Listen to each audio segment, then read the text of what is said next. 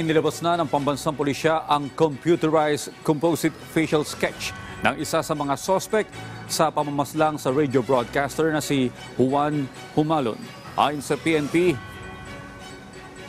may ilang anggulo na rin silang iniimbestigahan sa ngayon. Ang sentro ng balita mula kay Patrick De Jesus live.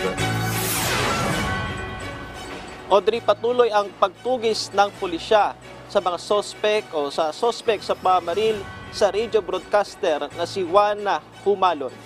Kahapon ng umaga, karumal-dumal na pinagbabaril si Humalon habang nagpoprograma at naka-livestream pa sa loob ng kanyang tahanan sa Misamis Occidental. Isang Special Investigation Task Group na ang binuo ng Philippine National Police upang mapabilis ang investigasyon alinsunod sa direktiba ni Pangulong Ferdinand R. Marcos Jr.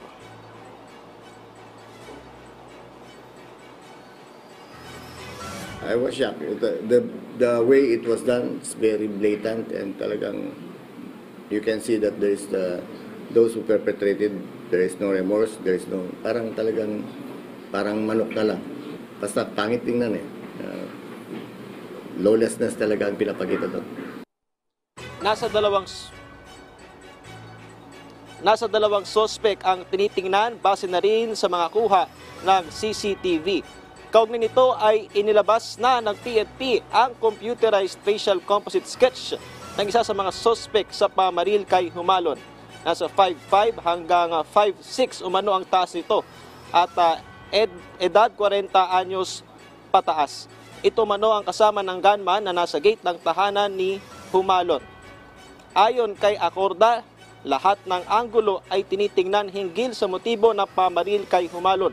Nakahanda rin anya ang PNP na magbigay ng seguridad sa pamilya ng pinaslang na radio broadcaster maging sa mga testigo.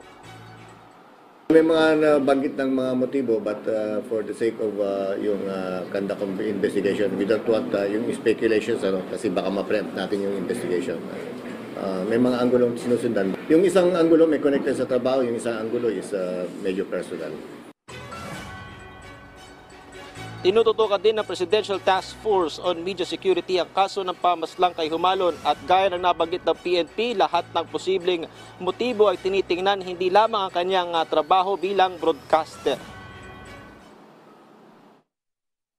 Maayos naman daw na broadcaster itong biktima at si Johnny Walker Humalon, at kahit yung mga kasama niya sa media dyan sa Mindanao na nakapag-reach out ang ating ahensya, sinasabi nilang maayos na mga broadcaster itong si Humalon. Kaya yung pong ating unang pangamba na baka ito ay work-related ay mukha pong hindi naman po siguro yun ang magiging conclusion. Nevertheless, we are giving our investigators all the freedom to further dig into this incident at malaman po natin ang lahat ng anggulo. Meron din po kasi nakikita dito na posibleng personal na motibo at tama ka, yung isang anggulo na baka may kinalaman ay ito sa katatapos na BSKE election. Isa pang anggulong tinitingnan dito, meron kasing issue sa lupa dyan sa lugar na yan, na kung saan yung usapin ay sa pagitan ng ating biktima at saka po nung kalaban nila ay nakarating yata, alam natin ay nakarating po sa husgado.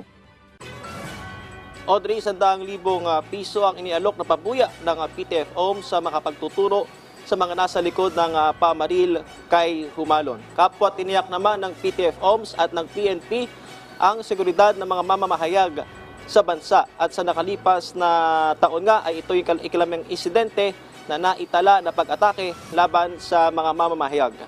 Audrey.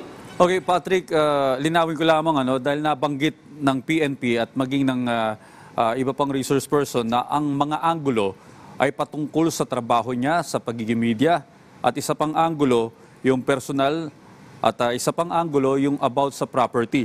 Pero parang hindi nababanggit yung robbery. Dahil kung makikita natin sa video, CCTV, parang hinablot yung kwintas na suot ng biktima. Audrey, kasama yan sa investigasyon ng Philippine National Police. Pero gaya nga ng nabanggit ni PNP Chief General Acorda, lahat ng anggulo ay tinitingnan dahil nga ongoing pa yung investigasyon dito sa kaso. Audrey. Maraming salamat, Patrick De Jesus.